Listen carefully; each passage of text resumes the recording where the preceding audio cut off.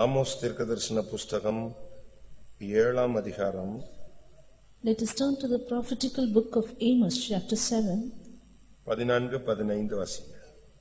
verses 12 to 15. Amos அமத்சியாவுக்கு பிரதியுத்தரமாக, நான் தீர்க்கதரிசியும் அல்ல, தீர்க்கதரிசியின் புத்திரனும் அல்ல, நான் மந்தை மேய்க்கிறவனும் காட்டுத்தீ பழங்களை பொறுக்கிறவனுமாயிருந்தேன். ஆனால் மந்தையின் பின்னாலே போகிற போது என்னை கர்த்தர் அழைத்து, நீ போய் என் ஜனமாகிய இஸ்ரவேலுக்கு விரோதமாக தீர்க்க தரிசனம் சொல்லு என்று கர்த்தர் உரைத்தார். கர்த்தருடைய பரிசுத்த நாமத்துக்கு மகிமை உண்டாவதாக. Glory be to God's holy name. ஆமோசுக்கு ஒரு அழைப்பு கிடைக்கிறதாக இங்கே வேதம் சொல்லுகிறது. Here the word of God says about the calling given to Amos. இந்த ஆமோசை குறித்து இந்த நாட்களிலே கன்வென்ஷன் நாட்களில் படிப்பது நன்றாக இருக்கும் என்று விசுவாசிக்கிறேன். And I believe that it will be very good to learn about Amos in these convention days. நமக்கும் பல விதங்களில் நாம் கேள்விப்பட்டிருப்போம். Because we have various ways heard about him. முதலாவது அவன் ஒரு மேய்ப்பனாக இருந்தவன். And first of all, he was a shepherd. ஆடுகளை மேய்த்துக் கொண்டிருந்த ஒரு மேய்ப்பன். A herdman, a shepherd who freed the sheep. அது அவனுடைய குடும்ப தொழில். That was a cultivation of his family.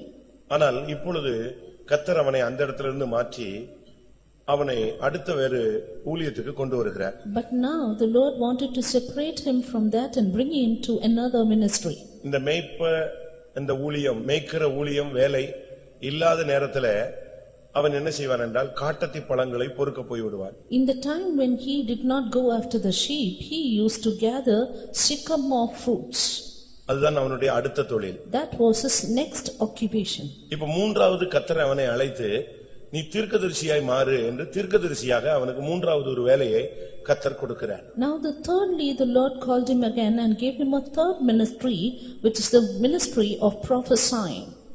ஒரு தேவனுடைய பிள்ளைக்கு தேவன் கொடுக்கிற அடுத்த வேலை, the next work or job given by God to the man of God. ஒரு விசுவாசியானாலும் ஒரு ஊழியக்காரனானாலும் இந்த மூன்று காரியங்கள் அவன் செய்ய வேண்டியது கடமை. Be it a believer or a servant of God, it is his duty to do all these three. அதுக்கு முன்பாக அவனை குறித்து நாம் சில காரியங்களை படிக்கலாம். And even before that, let us learn a few things about him. முதலாவது ஆமோஸ் 1ஆம் அதிகாரம் 1ஆம் வசனத்தை பார்க்கலாம். First of all, turning to Amos 1:1. தெக்கோவா ஊர் மேய்ப்பருக்குள் இருந்த ஆமோஸ். தெக்கோவா ஊர் மேய்ப்பருக்குள் இருந்த Amos. This Amos was among the herdmen of Tekoa. அவனுடைய ஊர் தெக்கோவா. His native was Tekoa. தெக்கோவா என்று சொன்னால் ரெண்டு அர்த்தம் இருக்கிறது. Two meanings for this word Tekoa. ஒன்று நிலையான என்று அர்த்தம். One, stable. இரண்டாவது எக்காளம். Then two, trumpet. இந்த இரண்டு பெயர்கள் அவனுடைய ஊருக்கு கொடுக்கப்பட்டிருக்கிறது. These two names were assigned to his native place. தெக்கோவா ஊராருடைய பழக்கம் என்ன, அவருடைய மேன்மை என்ன? What is the habit and the greatness of the people of this Tekoa? அதையும் நாம் புரிந்து கொள்ள வேண்டியது அவசியம். We need to understand even that. ஒன்று நிலையான, One, a stable or steadfast. இரண்டாவது எக்காளம். And two, trumpet. அந்த ஊர் ஜனங்களுடைய ஹாபிட் என்ன? What is the habit of that people? ஒன்று புத்தியுள்ளவர்கள். One, they were understanding or wise. இரண்டாவது அவர்கள் ஒரு காரியம் தவறாயிட்டுனா அதை பழுது பார்த்து சரிப்படுத்துகிறவர்கள். And two, if at all anything is gone wrong with anything, they would repair and set it right. அந்த ஊர்ல பிறந்தவன் Amos. And Amos was a man born in that land. அவனுடைய வேலை மேய்ப்பன். His work was herdman, காட்டத்தி பழங்களை பொறுக்குதல், gatherer of sycamore fruits. இப்பொழுது கர்த்தர் அவனுக்கு மூணாவது ஒரு தீர்க்கதரிசி என்கிற ஒரு ஊழியத்தை கொடுக்கிறார். And now thirdly the Lord gave him the ministry of a prophet. அதுபோல So is it. ஒரு தேவனுடைய மனிதனுக்குள்ளே ஒரு பூரணத்தை கொண்டு வரும்படியாக ஒவ்வொரு காலகட்டங்களில் ஒவ்வொரு விதங்களில் எனக்குள்ளும் உனக்குள்ளும் நமக்குள்ளும் கிரியை செய்கிறார். In order to bring the perfection of God in the plan regarding a man's life, the Lord works in different ways according to the times. முதலாவது அவன் ஒரு மேய்ப்பன். First of all, he was a herdman. அந்த நம்ம இப்ப 8 point நான் சொல்லியிருக்கேன்னு நினைக்கிறேன். I think I have said 8 points. மேய்ப்பன், herdman, காட்டத்தி பழங்களை பொறுக்கிறவன், gatherer of sycamore fruits, தீர்க்கதரிசி, prophet. அடுத்து தெக்கோவா. Nextly Tekoa, நிலையான, stable. ஐந்தாவது எக்காளம். Nextly trumpet. சரிதானா? சரிதானா? அவங்களுடைய ஹாபிட் என்ன? What is their habit? புத்தியுள்ளவர்கள், Wise, பழுது பார்ப்பவர்கள். ones who repair. 7 ஆயிடுச்சா?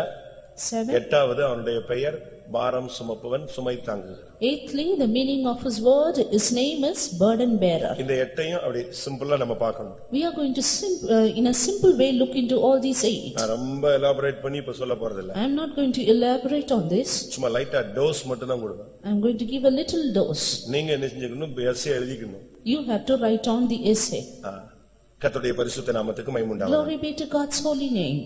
முதலாவது ஒரு விசுவாசியோ ஊழியக்காரனோ அவன் ஒரு மேய்ப்பன். First of all, a servant of God or a believer, he is a herdman. இயேசு சொல்லுகிறார், நானே நல்ல மேய்ப்பன். Jesus says, I am the good shepherd. அப்ப நாம் ஒவ்வொருவர்களும் மேய்ப்பர்களாக மாற வேண்டும். Therefore, every one of us should become a shepherd. மேய்ப்பர் அப்படின்னா பாஸ்டர்னு ஒரு சபையை மேய்க்கிறவர்கள், பிஷப், பாஸ்டர் இப்படிலாம் பல விதங்கள்ல வித்தியாசமான வார்த்தைகள் சொல்லப்படுகிறது. This shepherd has another meaning that he is a pastor, the one who feeds the church. ஆனா மேய்ப்பனுடைய தன்மை என்ன? But what is the attitude or attribute of a shepherd? இவைகளை நாம் இப்ப கொஞ்ச நேரம் சிந்திக்கலாம். Let us meditate on this for a few times. இந்த மேய்ப்பனாகிய ஆபேல் என்ன செய்தான்? What did herdman Abel do? ஆபேல் முதலாவது அவன் செய்த இத்தனை ஆடுகளை மேய்த்தான், இத்தனை ஆடுகள்ல பால் கறந்தான், இத்தனை ஆடுகளை அவன் அடித்தான், கொன்றான், சாப்பிட்டான். இந்த சப்ஜெக்ட் கிடையாது. This is not the subject of how many sheep Abel went after, how many he did milk them, or how many he did eat. 30 நாள் நீ வேலைக்கு போனாய், 30 நாள் நீ கஷ்டப்பட்டாய், பஸ்ஸில் போனாய், வந்தாய். இந்த சப்ஜெக்ட்லாம் கிடையாது. இந்த 30 நாளுக்கு நீ வேலை செஞ்சதுனால உள்ள சம்பளத்துல நீ என்ன காணிக்கை கொடுத்தாய், அது மட்டும் தான் யார்ல லிஸ்ட்ல வருது? தேவனுடைய லிஸ்ட்ல வருது. The Lord looks into not about the labor of your 30 days time or whatever it may be, but the Lord looks into as to how much you give unto the Lord in the offering that you get. நீ எத்தனை மணிக்கு வேலைக்கு வந்தே, எவ்வளவு production கொடுத்த, எத்தனை மணிக்கு நீ திரும்பி போனங்கிறது அது ஆபீஸ்ல உள்ள லெக்சர்ல இருக்குது. It is only in the ledger of the office book as to which time you get into the office, which time you come out and what you do. ஆனா தேவனுடைய பட்டியல்ல வரும்போது இந்த 30 நாள் சம்பாதித்ததுல நீ என்னத்தை கொடுத்தாய், அது மட்டும் தான் அந்த question. But in God's register, what comes out is, what did you offer unto the Lord in the 30 days salary? எத்தனை ஆடுகளை மேய்த்தான்னு ஆபேலை பத்தி இல்ல. ஆபேல் காணிக்கையை செலுத்தினான், கர்த்தர் அவனையும் அவன் காணிக்கையையும் தேவன் அங்கீகரித்தார். It is not said about Abel as to how many sheep he went after, but the Lord says here, the Lord had respect unto Abel and his offering. Pastor Joel அவர்கள் பேசும் பொழுது அடிக்கடி சொல்லுவார், உன் கையில காணிக்கை இருக்க வேண்டும். When Pastor Joel used to give the message, he says, always you need to have offering in your hand. ஜோடி ஜோடியாக சுத்தமானது சுத்தம் இல்லாதது பேழைக்குள் பிரவேசித்தாலும் நோவா பேழையை விட்டு வெளியே வந்த உடனே ஒரு காணிக்கை பொருள் வைத்திருந்தான், கொஞ்சம் பலி பொருள் வைத்திருந்தான். Though every clean and unclean beast went after its kind into Noah's ark, Noah had a kind of offering with him to offer unto the Lord when he comes out. அந்த சுகந்த வாசனையை கர்த்தர் முகர்ந்தார். And the Lord smelled the sweet incense. பாருங்க, அவன் கையில ஒரு காணிக்கை இருந்தது. Look, there was an offering in his hand. இன்னைக்கு நம்முடைய ஆட்கள் கையில காணிக்கை இல்ல. Today there are no offering in our people's hand. Saul ராஜாவாக அபிஷேகம் பண்ணப்பட போகிறான்.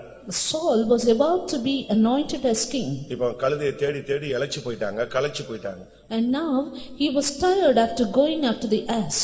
இப்பொழுது அந்த வேலைக்காரன் சொல்றான், நம்ம இவ்வளவு தூரம் வந்துட்டோம், எம்டியா வீட்டுக்கு போனாலும் தப்பு, இங்க யாராவது ஞானதிஷ்டிக்காரன் இருந்தான்னா விசாரிக்கலாம்னு சொல்றான். Now the servant said, see, we have come all this way, going back is something very difficult, so now let us inquire after some prophet or அப்போ seer. அவன் அந்த வேலைக்காரன் சொல்றான், இங்க பக்கத்துல யார் இருக்கா? சாமுவேல் ஒருத்தர் இருக்கிறார். Then the servant said, there is one Samuel nearby. அப்ப இவன் சொல்றான், தீர்க்கதரிசியா? ஐயோ, அவர்கிட்ட கொடுக்கிறதுக்கு எனக்கு என்ன இல்ல, காணிக்கை இல்லையே அப்படின்னு சொல்றான். And he said, is he a seer or a prophet? I do not have an offering to give him. ஒரு ராஜாவாக அபிஷேகம் பண்ணப்படுற போற மனுஷன், ஒரு பெரிய கழுதை கூட்டத்துக்கு தலைவன், ஆனா கையில என்ன கிடையாது, காணிக்கை கிடையாது. ஆனா வேலை பார்க்கிறவன் சொல்றான், என்கிட்ட கொஞ்சம் இருக்கு, நம்ம வேணா என்ன செய்யலாம், காணிக்கை கொடுக்க. வேலை பார்க்கிறவன் கையில காணிக்கை இருக்கு, எஜமான் கையில என்ன கிடையாது, காணிக்கை இல்ல.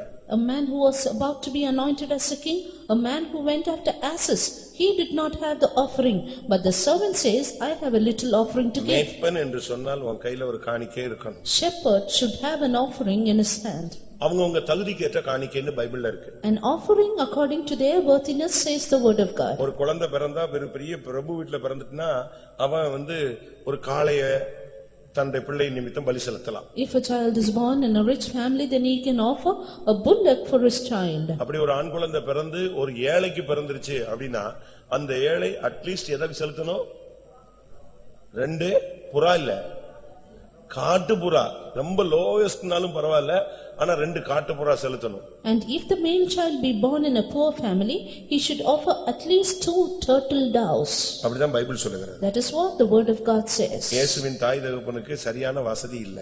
There was no proper comforts and luxuries for the parents of Jesus. அதனால என்ன செஞ்சாங்க? Therefore what did they do? அவங்களும் 2 காட்டு புறாவை செலுத்தினதாக லூக்கா 2:24 சொல்லுகிறது. Luke 2:24 says they also offered a pair of turtle doves. ஒரு ஜோடி காட்டு புறா இல்லாவிட்டா 2 புறா குஞ்சு.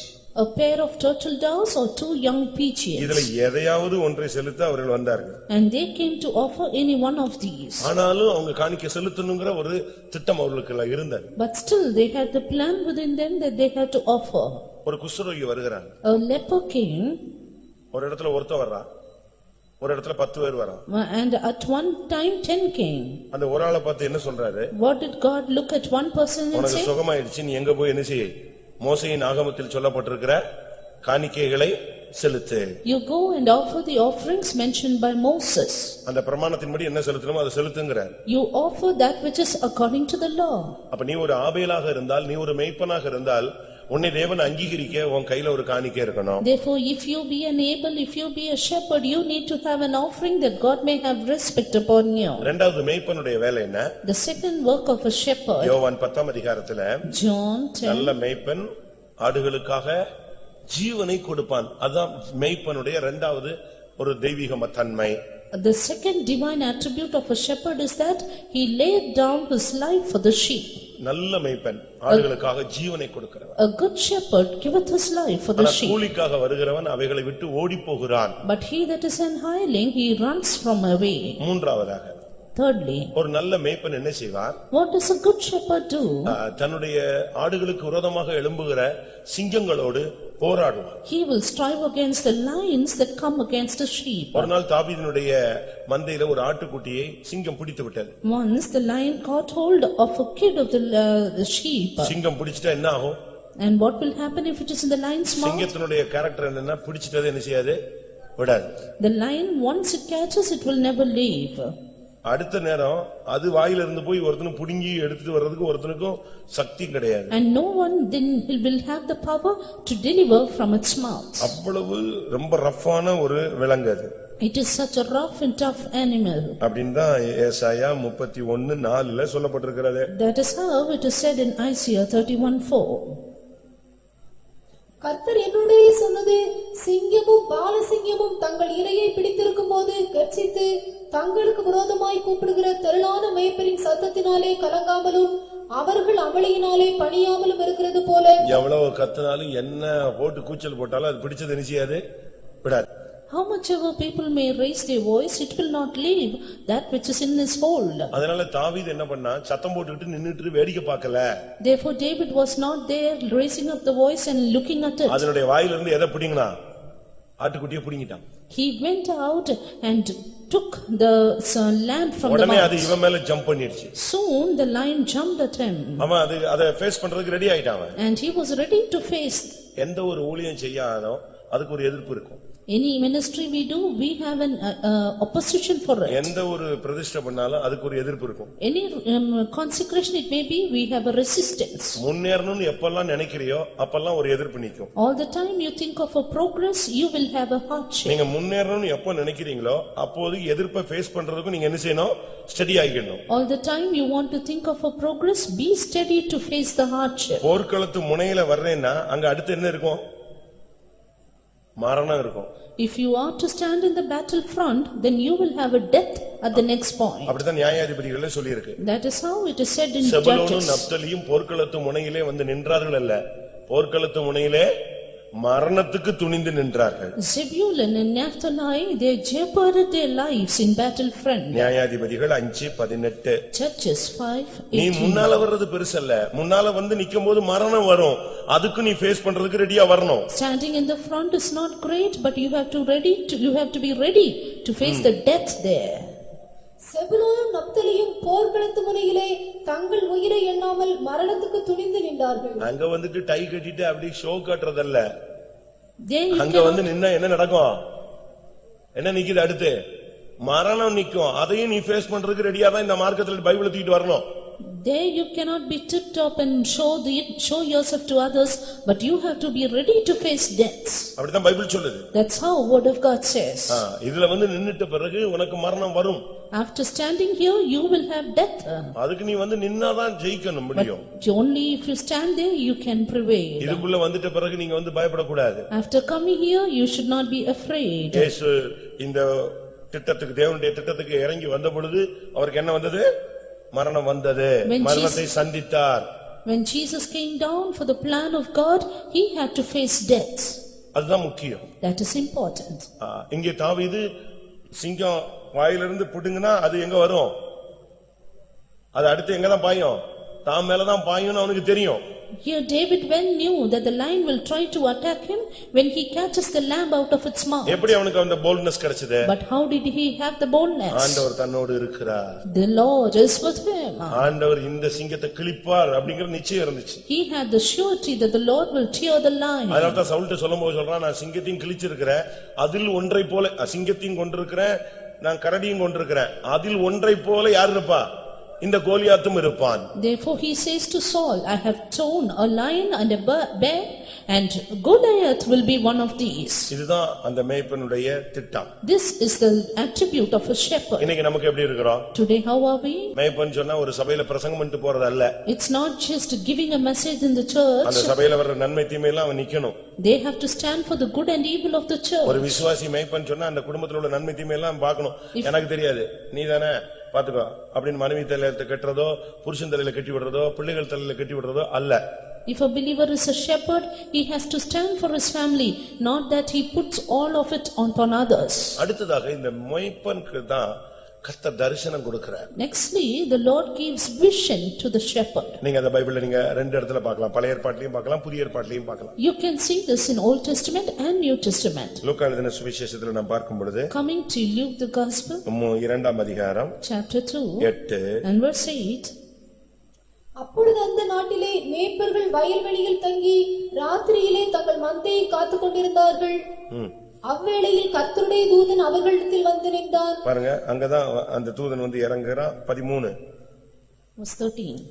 அந்த க்ஷணமே பரமசேனையின் திரள் அந்த தூதனுடனே தோன்றி பரலோகத்தின் தேவதூதர்ல இறங்கறத அப்படி மேய்ப்பர்கள் பார்க்கறாங்க. The shepherds could vision the angels of God from heaven. இயேசு பிறந்த செய்தி அவர்களுக்கு கொடுக்கப்பட்டது. The message of Jesus' birth was given them. அரண்மனையில ஏரோது இருந்தான், அவனுக்கு கிடைக்கல. கிடைச்சது யாருக்கு? வயல்வெளியில இருந்த மேய்ப்பனுக்கு கிடைச்சது. It was not given to Herod in the palace, but it was given to the shepherds in the wayside. இன்னொரு விதத்துல பார்க்கும்போது, In another hand to see, பழைய ஏற்பாட்டுல பார்க்கும்போது, in the Old Testament, யாத்ராகமம் Exodus, வேதம் என்ன சொல்லுகிறது? what does the Bible say? 3ஆம் அதிகாரத்துல 1ஆம் வசனத்தில், Chapter 3 and verse 1. முதல் 2 வசனத்துல பார்க்கும் பொழுது, இங்கேதான் கர்த்தர் அவனுக்கு முள்செடியில் தரிசனமாகிறார். The first 2 verses, God appears to him in the burning bush. மோசே மீதியான் தேசத்து ஆசாரியனாயிருந்த தன் மாமனாகிய எத்ரோவின் ஆடுகளை மேய்த்து வந்தான். அவன் ஆடுகளை வனாந்திரத்தின் பின்புறத்திலே ஓட்டி தேவ பர்வதமாகிய ஓரேப் மட்டும் வந்தான். அங்கே கர்த்தருடைய தூதனானவர் ஒரு முட்செடியின் நடுவிலிருந்து உண்டான அக்கினி ஜுவாலையிலே நின்று அவனுக்கு தரிசனமானார். The Lord appeared to him. ஒரு சரியான மேய்ப்பனா இருந்தா நமக்கு சில தரிசனங்கள் கிடைக்கும். A right shepherd will have good visions. இந்த மேய்ப்பனுடைய வாழ்க்கை ஒரு விசித்திரமானது, வித்தியாசமானது, விலையேறப்பெற்றது. The life of this shepherd is something very calmly, it is precious and special. தேவைப்பட்ட ஆட்டுக்குட்டி என்ன செய்வான்? சுமப்பான். And if needed, தேவைப்பட்டால் சுமப்பான். he will even bear the lambs. அது காணாமல் போனால் என்ன செய்வான்? தேடுவான். If it is missing, he will search for it. அந்த ஆட்டுடைய நிலவரம் அவனுக்கு தெரியும். He knows the state of the flock. நீங்க பாருங்க, வீட்டுல நல்ல செல்லப்பிள்ளையா இருந்ததானே யாக்கோபு மேய்ப்பனாய் மாறிவிட்டான். Jacob, the pet child of his family, became a shepherd. இப்ப ஏசாவை சந்திக்கிறான். Now he met with Esau. அப்ப ஏசா சொல்றான், ஆடுகள்லாம் ஆளுங்கள்லாம் வேலைக்காரலாம் மனைவி பிள்ளை எல்லாம் பின்னால வரட்டும், நம்ம ரெண்டு பேரும் ஃபாஸ்டா முன்னால போயிடலாம்னு சொன்னோம். Then Esau said, let both of us go ahead and let the flocks and other people come behind. அப்ப அதுக்கு யாக்கோபு சொன்ன வார்த்தை என்ன? Then what did Jacob say? எல்லாம் கரவல் ஆடுகள், நான் இதை ஒரு நாள் விரட்டி அடிச்சேன்னா அவ்வளவு என்ன செய்யும்? செத்து போகும். These are all the calves and these are all young ones and the dams. If we would deal hardly with them, they will die. நீங்க போங்க, நான் மெதுவா நெஞ்சிட்டு வரேன், நடத்திட்டு வரேன். You go on and I will lead them softly. அதுதான் அவனுடைய அந்த மேய்ப்பனுடைய கரிசனை. That is the concern of the shepherd. அதுதான் நம்முடைய வாழ்க்கை. That is our life too. அந்த மேய்ப்பனுடைய அடுத்த வேலை என்ன? The next work of the shepherd. அதை தண்ணீர் காட்டுவது. He will lead them beside the waters. அதுதான் மோசே போய் செய்தான். That is what even Moses did. யாக்கோபு போய் அதைத்தான் செய்தான். Even Jacob did the same. மோசே அங்க போய் அந்த ஆடுகளுக்கு தண்ணி காட்டின போது வாழ்வு திரும்பி விட்டது. And you see, when Moses watered the flocks, his life changed. யாக்கோபு போய் தண்ணி காட்டின போது அவனுடைய வாழ்க்கை மாற்றப்பட்டது. And even the life of Jacob changed when he watered the flocks. உங்க ஃபேமிலியை நீங்க அழகா மெயின்டைன் பண்ணணும். You have to maintain your family beautifully. ரொம்ப அழகா நீங்க நடத்தலாம். You can lead them on very beautifully. Even ஃபெய்த்தோமியே அழகா நடத்தலாம். You can lead your faith home beautifully. அழகா நீங்க அதெல்லாம் நடத்த தெரியாம நீங்க ஃபேமிலிக்குள்ள போக கூடாது. Without a knowledge about that, don't go into a family life. ஒண்ணும் தெரியாமலே கல்யாணத்தை கட்டி வச்சிரறாங்க. And now they know every other thing without knowing the proper ones. அது அங்க போயிட்டு அதுக்கு கிழக்கு மேற்கு ஒண்ணுமே தெரியல. After going in, they do not know of the directions. தவறு. That is wrong. நீங்க அழகா ட்ரெய்னிங் கொடுத்து கொண்டு போய் விடணும். You can beautifully train them up and lead on. சரீர பிரகாரமாக ஆவிக்குரிய பிரகாரமாக எல்லாமே அழகா ட்ரெயின் பண்ணி நம்ம பிள்ளைகளை கொண்டு போனாதான் மேரேஜ் லைஃப்ல அவங்க தோத்து போக மாட்டாங்க. Only if you train your children beautifully for their physical and spiritual life, they will not be defeated in their family life. சில வீடுகள்ல பாருங்க, look into certain families. காசு இருக்கும், they will have money, சமையலுக்கு காசே கொடுக்க மாட்டாங்க. but they will not give money to the 15 ரூபாய் 20 ரூபாய் 45 ரூபாய் இப்படி கொடுப்பாங்க. They will give only 15 rupees or 45 rupees or something like that. சில வீட்ல அப்படி இல்ல. But for some it's not like that. எல்லாமே அவங்க கையிலேயே கொடுத்துறாங்க. They give everything to the mother's hand. அதுங்கள பார்த்தா கண்ணாபுண்ணான்னு செலவு பண்ணி ஒரு நாளைக்கு எவ்வளவோ பொருட்களை வேஸ்ட் பண்ணுது. And they will spend lavishly as they like and waste many things. அப்படிதானே? உண்மையா பொய்யா நான் சொல்றது? நீங்க நடத்துங்கன்னா இவங்க 15 ரூபாயில பிரேக் அடிச்சு நிப்பாட்டி கடிவாளத்தை போட்டு நிப்பாட்டி வச்சிருப்பான். எங்க போனாய், எவ்வளவு செலவழித்தாய், என்ன பண்ணினாய், உடனே அதுங்க எப்பா நீயே நடத்துன்னு சொல்லி கையில கொடுத்துருவாங்க. இப்படிதான் சண்டை போட்டுட்டே இருக்கிறாங்க. In some families they keep picking up the quarrel, saying you give me only so much, you yourself lead the family. தம் பிள்ளைகளுக்குன்னு ஒண்ணுமே அவங்கள்ட்ட கிடையாது. They do not have anything for their children. கேட்டா நம்மட்ட சொல்லுவான், நான் சாப்பிட்டு இன்றைக்கு நைட் இயேசு வந்தால் போயிடுவேன், இயேசு வரல அப்ப என்ன பண்ணுவீங்க உட்கார்ந்து? When asked, the man will say, if Jesus comes I will fly away, if Jesus doesn't come what will you do? எல்லாம் கிடைச்சதெல்லாம் காலி பண்ணிடுறது, தான தர்மம் எல்லாத்தையும் காலி பண்ணிட்டு பேசாம அடுத்த நேரத்துக்கு ஸ்தோத்திரம் பண்ணிட்டு சுத்தி வர்றதா? Finally waste their living, are they going to go round about saying praise the Lord? இன்னும் ஒரு சிலர் அண்ணன் தம்பி அக்கா அம்மா இப்படியே போவான். தான் குடும்பத்துல சோத்த போட்டாங்களா சாப்பிட்டாங்களா ஒன்னும் கவனிக்கிறதே கிடையாது. Some others they don't look after their own family, they go after their own mother and sister and brother's family. அதனாலதான் யாக்கோபு கேட்டா, that is why Jacob asked, 70 வருஷம் உனக்கு சம்பாதிச்சு போட்டேன், என் குடும்பத்துக்கு நான் என்னைக்கே சம்பாதிக்கிறதுன்னு கேட்டான். I had been laboring for you 20 years and when should I earn for my family? நான் எப்பொழுது என் வீட்டுக்கு என் குடும்பத்துக்கு நான் என்னைக்கு சம்பாதிக்கிறது? When shall I earn for my family? நான் சாகற வரைக்கும் உமக்கே சம்பாத்தியம் பண்ணி கொடுத்திருந்தா நான் என்ன ஆவறதுன்னு கேட்டான். நம்ம விசுவாசிக்கு அந்த புத்தி வரலையே. What will happen if I am going to earn for your life alone? Our believers do not have such a thought. ஆதியாகமம் 30:30. Genesis 30:30. நான் மறுபுந்தி உமக்கு இருந்தது கொஞ்சம், நான் வந்த பின் கர்த்தர் உம்மை ஆசீர்வதித்ததினால் அது மிகவும் பெருகி இருக்கிறது. இனி நான் என் குடும்பத்துக்கு சம்பாத்தியம் பண்ணுவது எப்பொழுது என்றான். கேக்குறான் பாருங்க, நான் 20 வருஷம் நான் சம்பாதிச்சு உமக்கே கொடுத்துட்டு இருக்கேன், அம்மாவுக்கே கொடுத்துட்டு இருக்கணும், அப்பாவுக்கே கொடுத்து கொண்டிருக்கணும், அக்கா வீட்டுக்கே கொடுத்துட்டு இருப்பாங்க. கேட்டா எங்க அக்கா அப்படிப்பட்ட ஆள்லாம் கல்யாணமே கட்டக்கூடாது. 20 years long they want to earn for their own family, their own mother and brother and sister. Such people, it is better they don't get married. இப்படிப்பட்டவங்க ஊழியத்துக்கு வந்தா என்ன செய்வாங்க தெரியுமா? விசுவாசி ஏதாவது ஒரு குடும்பத்தையே பின்னாலே ஹெல்ப் பண்ணிட்டே போயிட்டே இருப்பாங்க. And these people, when they come to the ministry, they will help only that particular believer. நமக்கு ஒரு தெளிந்த பரந்த புத்தி தேவை. But we need to have a broad and a large heart.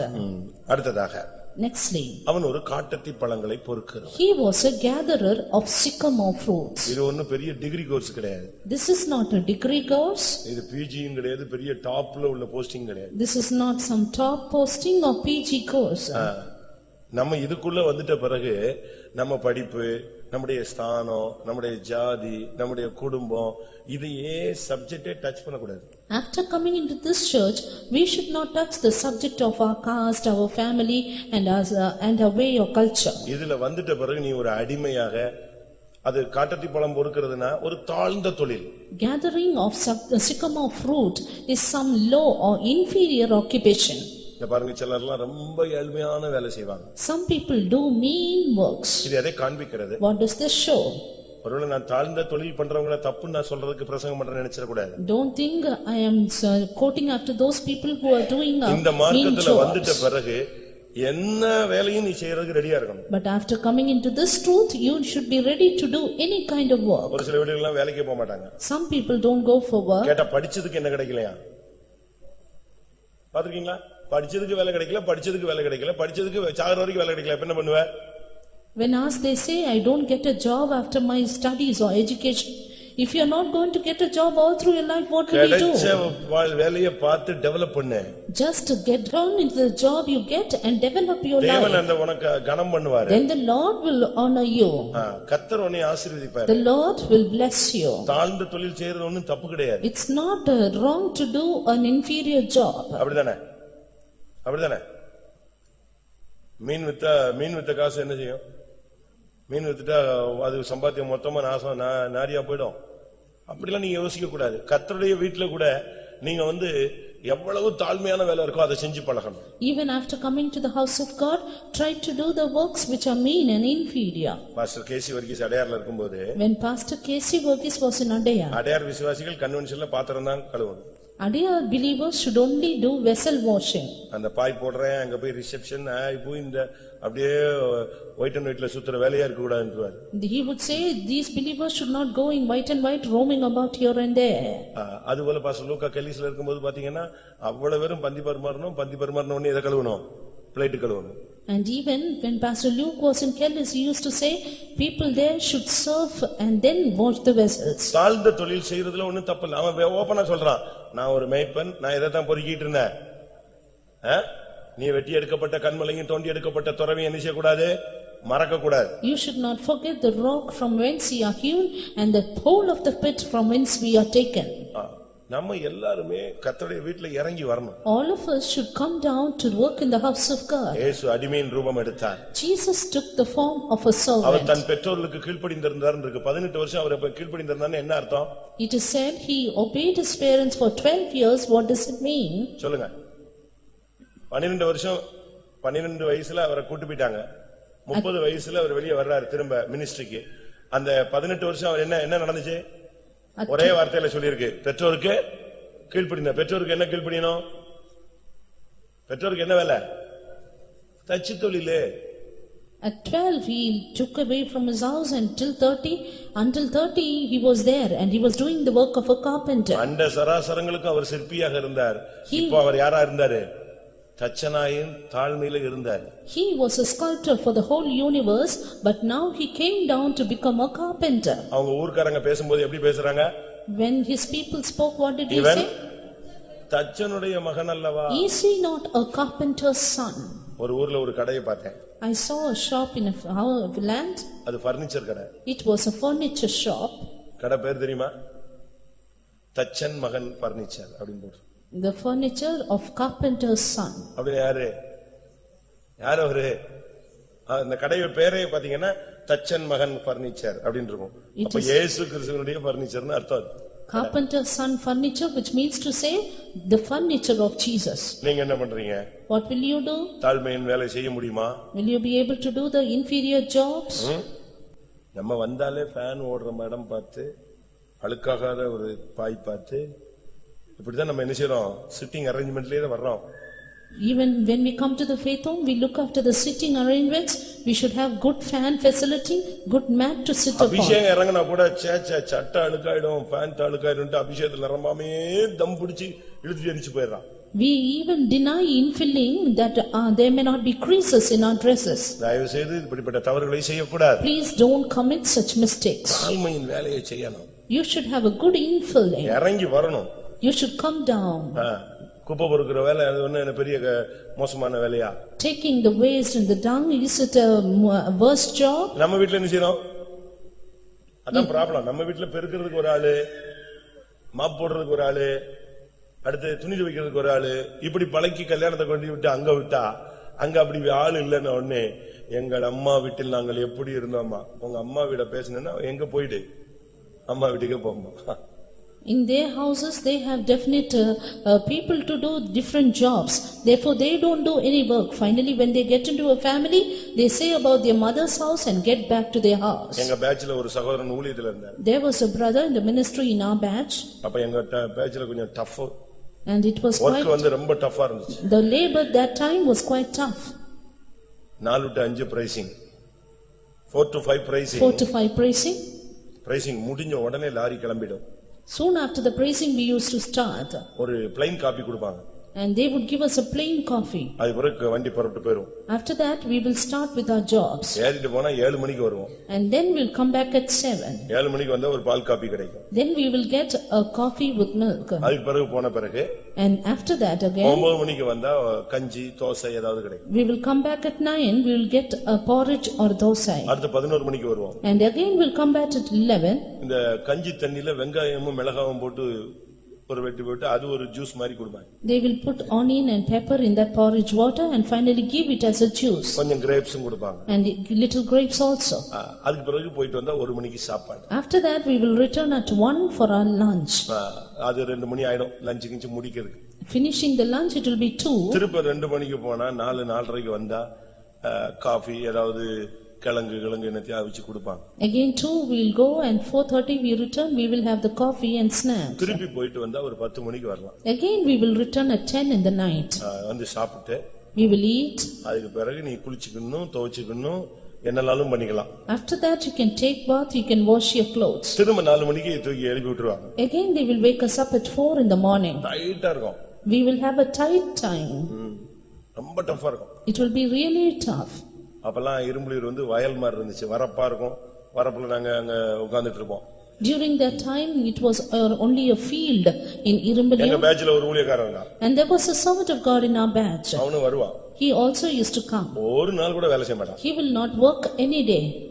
நாங்க தான் வேலை செய்யணும், அவன் உட்கார்ந்துட்டே இருப்பான். We will keep working, he will keep sitting. அவனை கேட்டா if we ask him, நான் இதற்கு வரவில்லை, I am not come for this, நான் பிதாவின் சித்தம் செய்யும்படியாக வந்தேன். I am come to do the will of the Father, he said. நான் தான் இதெல்லாம் ஏற்கனவே முடிச்சு தான் இங்க வந்திருக்கிறேன். And I have already finished all this. திருப்பி என்னைய போய் மண்ணு வெட்டு கல்லு வெட்டுன்னு தூக்கி போடுறாங்க. And then why do they want to take me to take the sand? நான் வந்து இப்ப பிரசங்கம் பண்ணணும். Now I am a shepherd, I have to preach. இதான் அவன் மைண்ட்ல ஓடிட்டே இருக்கும். This was running in his mind. எங்களுக்கு டைம் போகாது, பயங்கர hard work. We also had a terrible labor to take on. என்ன பண்றது? What will we do? சரி நீ சபைக்கு போனா என்ன பண்ணுவாய்? பிரசங்கம் பண்ணுன்னு சொல்லுவோம். And we will say, if you go to the church you will preach, no? அவன் உட்கார்ந்து எங்களுக்கு பிரசங்கம் ஸ்டார்ட் பண்ணிடுவான். நாங்க இவன் பிரசங்கம் பண்ணி முடிச்சு வர்றதுக்குள்ள எங்களுக்கு எப்படியாவது ஒரு லாரி லோட் ஆயிடும், வந்துருவோம். We will ask him to preach, he will keep on preaching and we will finish one lorry of sand. அவன் பக்கத்துல இருக்க வயலை பார்த்து பச்சை பசேல்னு இருக்கிற வயல்வெளிகளேன்னு பிரசங்கம் பண்ண ஆரம்பிச்சிடுவான். Looking at the field around, he used to preach. அவன் மைண்ட் ஃபுல்லா பிரசங்கம் பண்ணனும், ஒயிட் அண்ட் ஒயிட் போட்டு கார்ல வரணும், அதான் main. His mind was all about preaching and coming in white and white in a car. கடைசில மெண்டலே ஆயிட்டான். Finally போய்ட்டான். he left the ministry. இப்போ உயிரோட தான் இருக்கான், வருவான் கன்வென்ஷன்ல மெண்டல் மாதிரி வருவான். Now he is alive but he would come to the convention. இந்த ஊழியம் வந்து எவ்வளவு தாழ்ணுமோ தாழ்ந்து வந்து பாதாள பரியந்தம் இறங்குற ஊழியம் தான் இது. This is a ministry in which you have to come even down into the grave and then do the ministry. ஃபேமிலிலயும் நீங்க கொஞ்சம் அப்படி வளைஞ்சு இறங்கி கீழ போயிட்டீங்கன்னா ஃபேமிலி ஸ்மூத்தா ரன் பண்ணும். And even in your family if you are little bending down and doing everything, everything will go on smooth. இது ஒண்ணும் பெரிய தாழ்ந்த வேலை அல்ல. This is not an inferior job. கர்த்தர் அதை பார்த்து ஆச்சரியப்படுவார். God will look at it and wonder. இயேசு குஷ்டரோகிகளை தேடி போனார். Jesus went in search of lepers. ஏழைகளை தேடி போனார். He went in search of poor. பாவிகளை தேடி போனார். Went in search of sinners. நம்ம தாழ்த்தணும். And we also should do that. நீங்க பாருங்க மெட்ராஸ்ல எல்லாம் கன்வென்ஷன்ல குப்பை பொறுக்குற வேலை செய்றவங்க எல்லாம் பாத்தீங்கன்னா எனக்கு தெரிஞ்ச ஒரு டாக்டர் அவர் அந்த டியூட்டில இருக்கார். I know of a doctor who does the duty of taking the waste during the convention. அவருக்கு ரெண்டு ஹாஸ்பிடல்ஸ் இருக்கு. He has 2 hospitals to own. அவங்க வைஃபும் பெரிய டாக்டர் தான். Even his wife is a doctor. ஆனா இவர் எதுதான் பொறுக்குவாரு? பிரதிஷ்டை பண்ணி இருக்குது எதுதான்? குப்பை பொறுக்குற வேலை. But his consecration was to take the waste during the convention. நீங்க எல்லாம் என்ன டியூட்டில எழுதி கொடுத்திருப்பீங்கன்னு தெரியல. I don't know what duty you would have written down. என்ன பண்ண போறீங்கன்னு தெரியல. Don't know what you are going to do. இல்ல இதே மாதிரி வெயிட்ல வந்து அப்படியே film போட்டு போய்டுவீங்களான்னு தெரியல. Or don't know if you will give a show off during the convention and go. இல்ல அப்படியே வந்து என்கிட்ட ஒரு அட்டெண்டன்ஸ் கொடுத்து பெரிய பாஸ்டர்ட்ட அங்கங்க பார்த்து நாங்க வந்ததுக்கு ஒரு ஃபோக்கஸ் காட்டிட்டு போய்டுவீங்களான்னு தெரியல. I don't know if you would just give an attendance of your coming here and go off. இல்ல நீங்க 24 hours கர்த்தருடைய வீட்ல பாடுபடுவீங்களான்னு எனக்கும் தெரியல. Or I even do not know whether you are going to labor in the house of God 24 hours. நீ ஒரு மேய்ப்பன். You are a shepherd. நீ ஒரு காட்டத்தி பழங்களை பொறுக்க வேண்டிய தாழ்ந்து வரணும். தாழ்மையின் வேலையை செய்யணும். You are a gatherer of sycamore trees and do the inferior jobs. கர்த்தர் இவனை பிடித்து தீர்க்கதரிசியா மாத்தி விட்டார். Then the Lord made him a prophet. இது எதை காண்பிக்கிறது? What does this show? ஒரு சரீர பிரகாரமான ஊழியம் மாத்திரமல்ல ஆவிக்குரிய ஊழியமும் நான் செய்ய வேண்டும். We should not only do a physical ministry, we should do the spiritual ministries also. காணிக்கை கொடுத்துட்டு போயிரற கூடாது. Not just giving the offering and going. இல்ல ஜஸ்ட் வந்து ஏதோ ஒரு வேலையை செஞ்சுட்டு போயிரற கூடாது. Not just doing some work and going. நீ வந்து ஆவிக்குரிய ஊழியங்களிலும் ஜெபத்திலும் உபவாசத்திலும் பங்கெடுக்கணும். You should also partake in spiritual ministries, prayers and fasting. தரிசனம் வெளிப்படுத்தல் தீர்க்க தரிசனம் இவைகளிலும் நீங்கள் பங்கெடுக்கணும். You should also partake in visions and prophesying.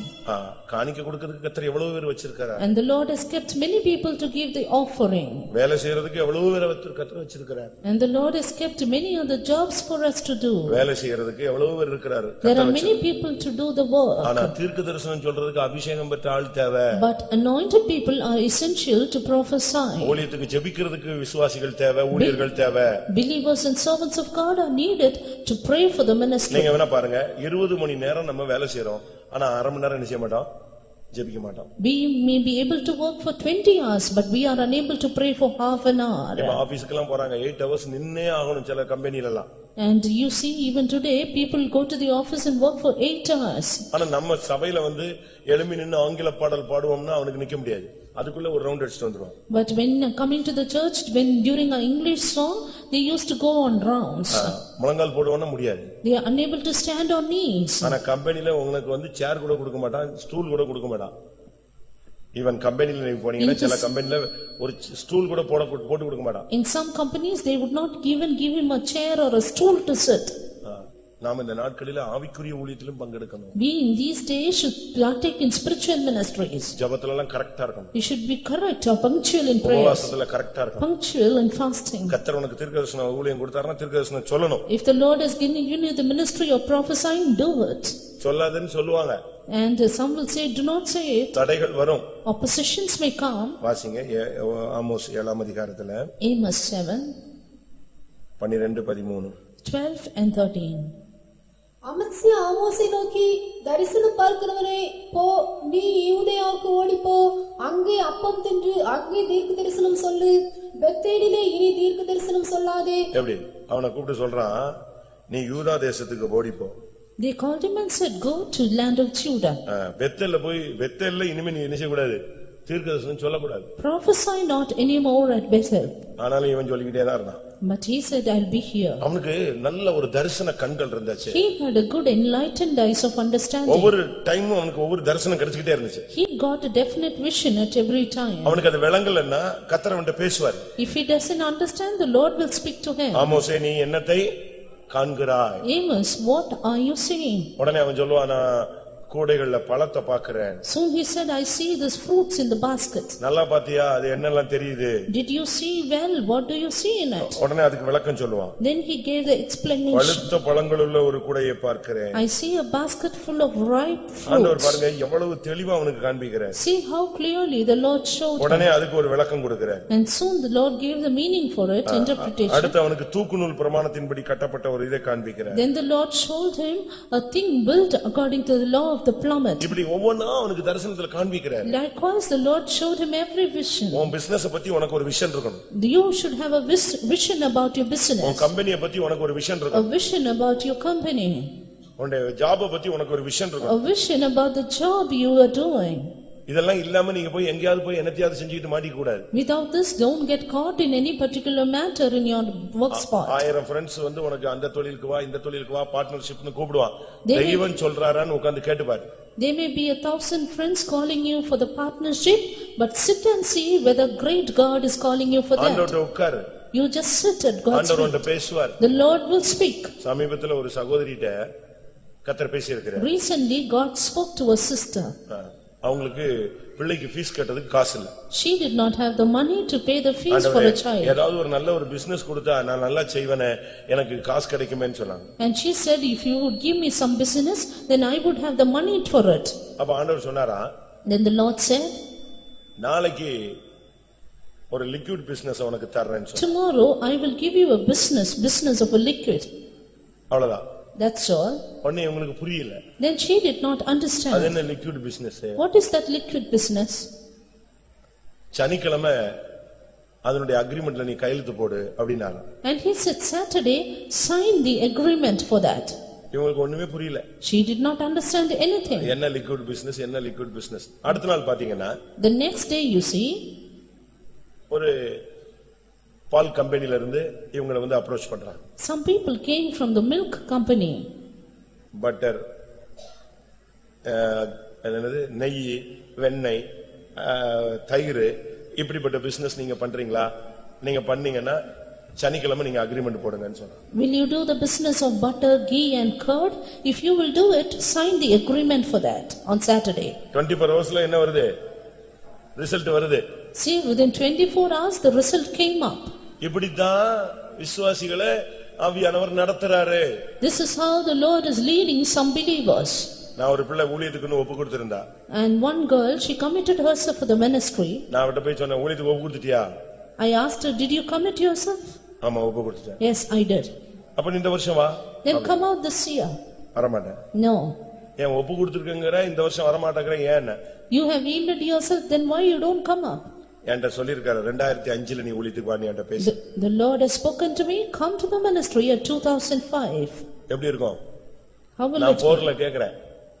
2004ல அந்த கேர்ள்ட்ட கேக்குறேன், அவ ஒரு காலேஜ் லெக்சரர், ஊழியத்தன ஒப்பு கொடுத்திருக்கற ஏன் டைமை வேஸ்ட் பண்ற வான்னு சொன்னா 2005ல நீ வா நீ என்கிட்ட ஏற்கனவே நினைச்சிருக்காரு. மேல இருந்து சொல்லி இருக்கிறார். I asked her, she was a lecturer of a college, I asked her at 2004, why don't you come up for the ministry? She said, God above has sent me to come up at 2005. எதுனாலும் கர்த்தர் பேசுவாரு. Whatever it may be, God will speak. நீ அப்படிப்பட்ட ஒரு தீர்க்கதரிசியா இருக்கணும். And you need to be a prophet like that. அதை விட்டுவிட்டு வீட்டுல தீ பிடிச்சு எரியற மாதிரி இருந்தால் கல்யாணம் நடக்கணும் இந்துக்கள் சொல்வானே, அதே மாதிரி தரிசனம் தீர்க்கதரிசனம் சொல்லக்கூடாது. Leaving that, don't give prophecies which are vague according to your mind. ஊர்ல சொல்லுவாங்க, ஐயோ வீடு தீ பிடிச்ச மாதிரி பாத்துட்டேன். ஐயோ அப்படியா? அப்போ உங்க வீட்டுல கல்யாணம் ஏதோ நல்ல காரியம் நடக்க போகுது. அங்க பிள்ளையே இல்ல கல்யாணம் எல்லா பிள்ளைக்கும் முடிஞ்சுன்னா யாரும் கல்யாணம் கட்டுவீங்க? And some people we used to say, I saw the vision of house getting on fire, and they used to say, some good thing is going to happen in your house. Suppose அந்த வீட்டுல பிள்ளையே இல்ல யாரு கல்யாணம்? If there is no child, who will get married there? இல்ல இருந்த பிள்ளைகளுக்கு கல்யாணம் ஆயிடுச்சு, அப்ப எந்த பிள்ளை கல்யாணம் கட்டணும்? Because all the children are married, now what more? இப்படி தரிசனம் சொப்பனம் எல்லாம் பார்த்துட்டே கூடாது. You should not have dreams and visions like this. நான் சொல்லிருப்பேன்னு நினைக்கிறேன், ஒரு அம்மா வந்து ஒரு பையன் தண்ணில மேந்த மாதிரி சொப்பனம் பார்த்துச்சுன்னு. கடைசில பார்த்தா அவன் உயிரோட இருக்கான், இன்னைக்கும் உயிரோட இருக்கான். இந்த அம்மா செத்து போயிட்டான்னு சொல்லிடுச்சு. One mother saw that a boy fell into the water and died, but till today the boy is alive. But இப்படி சபையில யாராவது அந்த அரகுற தீர்க்கதரிசிகள் இருந்தா துரத்தி விட்டுறணும். If there are partial prophets like this, you need to chase them out of the church. சபையை குழப்பி விட்டுருவான், குடும்பத்தை குழப்பி விட்டுருவான், ஊழியத்தை குழப்பி விட்டுருவான். They would confuse the family, confuse the church and even the ministry. தேவன் கலகத்தின் தேவன் அல்ல. அவர் எப்படிப்பட்டவர்? சமாதானத்தின். God is not a God of confusion but of peace. கர்த்தர் கரெக்ட்டா சொல்லுவாரு. God will say exactly. ஏன் பேச மாட்டாரா?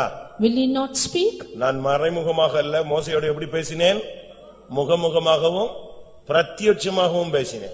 Not apparently, but I spoke to Moses face to face and even according to the similitude. இவன் தீர்க்கதரிசி கரெக்ட்டா சொல்லிட்டே இருக்கான். He was a prophet, he told everything correctly. அப்ப ஒருத்தன் வந்து சொன்னா நீ தீர்க்கதரிசனம் சொல்ல கூடாது. Then one man came and said you should not prophesy. அப்படினு பிடிச்சு அவனை அடிக்கிறதுக்கு வந்துட்டான். Then he came to beat him also.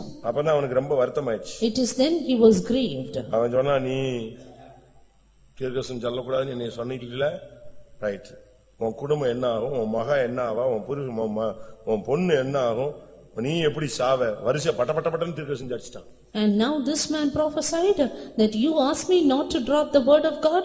Now what will happen to your wife and sons and daughters, and everything he told. தீர்க்கதரிசனம் சொல்லாதன்னு சொன்னவனுக்கு இவன் அடுத்த தீர்க்கதரிசனம் சாவ பத்தி தீர்க்கதரிசனம். And the next prophecy, what is about death? நீ ஒரு தீர்க்கதரிசியாக இருக்கணும். You should be a prophet. அந்த சரியான அர்த்தம் நீ ஒரு ஜெப வீரனாக தேவனோடு தொடர்பு உள்ளவனாக வாழ்வது. The right meaning is that you should have a definite contact with God, a good prayer life indeed. அடுத்ததாக அவன் வந்து தெக்கோவா ஊரான். Nextly, he was of the land of Tekoa. தெக்கோவா ஊரான் சொன்னா நிலையானன்னு சொல். Tekoa means lasting or stable. ஒரு தேவனுடைய பிள்ளை நிலையானவனா இருக்கணும். A child of God should be stable in his life. எதுலயுமே ஸ்டாண்ட் பண்ணி நிக்கணும். He should stand fast in anything. 2 நாள் உபவாசம், அது பிறகு ஜெபிக்கிறதே இல்ல, 2 நாள் எழுப்புதல், 3ஆவது நாள் ஒண்ணுமே இல்ல, இப்படிலாம் இருக்க கூடாது. ஸ்டெடியா நிக்கணும் நீ. A man of God should be steady in your life. You should not just pray for 2 days and then leave it off. You would read the Bible for 2 days and then leave it off. கொஞ்சம் வேகமா காத்தடிச்சிச்சுனா முருங்கை மரம் என்ன செய்யும்? படக்குன்னு ஒடிஞ்சு விழுந்துரும். If the wind is heavy, then the moringa tree, the drumstick will fall down. ஆனா பெரிய பெரிய ஸ்ட்ராங்கான மரங்கள்லாம் ஆடும். இப்ப விழுந்துருமோ, நேத்து விழுந்துரும், அப்படியே விழுகிற மாதிரி வரும். நீங்க பாத்தீங்கன்னா தரையை போய் பாத்தீங்கன்னா தரையெல்லாம் என்ன செய்யும்? தரை எப்படி இருக்கும்? இது ஆடின ஆட்டத்துல தரை அப்படியே வீர்ல விட்ட மாதிரி இருக்கும். You can see strong trees, when the wind blows, they will shake so hard that it will be about to fall and even the land will be cleft. ஆனா கீழே விழாது, ஓடியாது. But it will not fall down, it will not break. அந்த புயல்லாம் முடிஞ்ச பிறகு பாத்தீங்கன்னா மரம் இன்னும் strong ஆயிடும். After the cyclone, you can see the tree more strong. அதுக்கு அவங்க என்ன சொல்றாங்க? What does they say about that? இந்த அசைவை அது எதுக்கு பயன்படுத்துது? நிலத்தை பிளக்கிறதுக்கு, வேற உள்ள விடுறதுக்கு என்ன செய்யுது? அது பயன்படுத்திக் கொள்ளுகிறது. You know, they say the trees use this fast movement for the cleaving of the land and deepening their roots into the earth. புயல்ல மரங்கள் உடைஞ்சு விழுது, ஆனா இந்த மரங்கள் ஆடுற ஆட்டத்துல தரைய வீரல விட்டு அது இன்னும் என்ன செய்யுது? இனி அடுத்து இன்னும் ஸ்ட்ராங்கான புயல் வந்தா இன்னும் ஸ்ட்ராங்கா நிக்கணும்னு நினைச்சது, அந்த கேப்புக்குள்ள இன்னும் வேற உள்ள விட்டு strong பண்ணிக்குது. There are some tender trees breaking down during the cyclone, but these strong trees, they move so hard that they deepen their roots into the earth. விசுவாசத்துக்கு பரீட்சை போராட்டங்கள்லாம் வரும். வர வர உன்னை இன்னும் ஸ்டாண்ட் பண்ணணும் நீ. The test and trials for faith will come, but you should stand fast the more. முடிவு பரியந்த நிலை நிற்பவனே ரட்சிக்கப்படுவான். He that abideth till the end will be saved. நீங்கள் நிலைத்திருக்கணும். You should abide.